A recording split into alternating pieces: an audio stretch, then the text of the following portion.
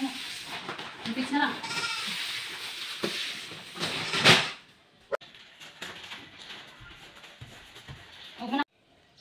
So ayun po, magandang araw po sa lahat. Ayan, meron po tayong blessings ngayon.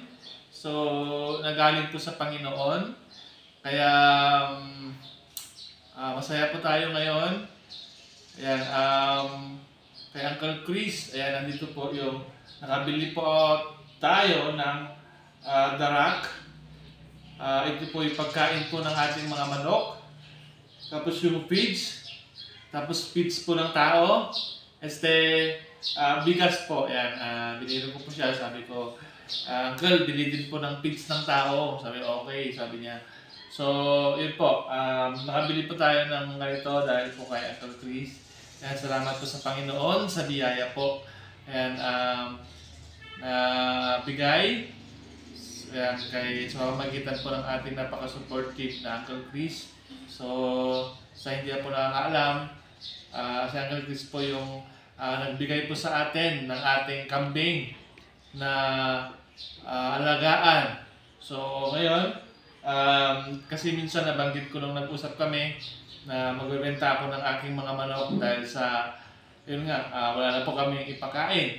So sabi niya, pagpadala ko sa iyo ng bili mo ng pagkain ng mga manok. For the meantime, kasi naubusan na po kami ng patuka. Yung inimbak namin noon anihan, naubos na.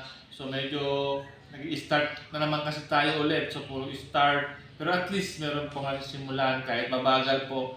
Ayan, sana po suportahan niyo po yung aking mga vlog. Sana po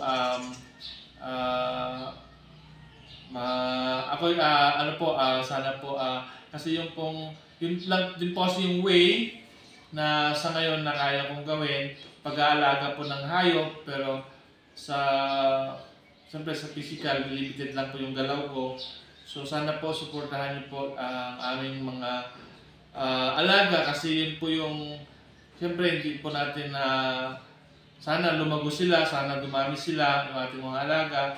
And then yun po kasi yung way ko sa ngayon, sana dumami po para yun din po yung kung sakali na hindi naman sa pinapanalangin na mangailangan dahil sa kalagayan ko or ma-hospital, is meron pong madukot or meron pwedeng ibenta sa ating mga alaga.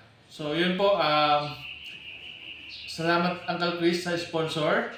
And then sa mga nakapanood po nito, mag-comment po kayo dyan sa baba kung taga saan po kayo at kung saan po nararating po yung ating video. And then, yun po, para po sa ating mga napakalaking tulong po ito. Kainin nila ng maubos kasi matagal pa po yung anihan.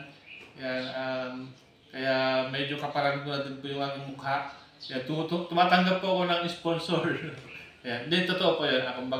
Kung meron pong willing mag-support sa amin, sa akin, at sa ating mga alaga is tumatanggap po ako. Maraming salamat po and God bless po sa lahat. Thank you.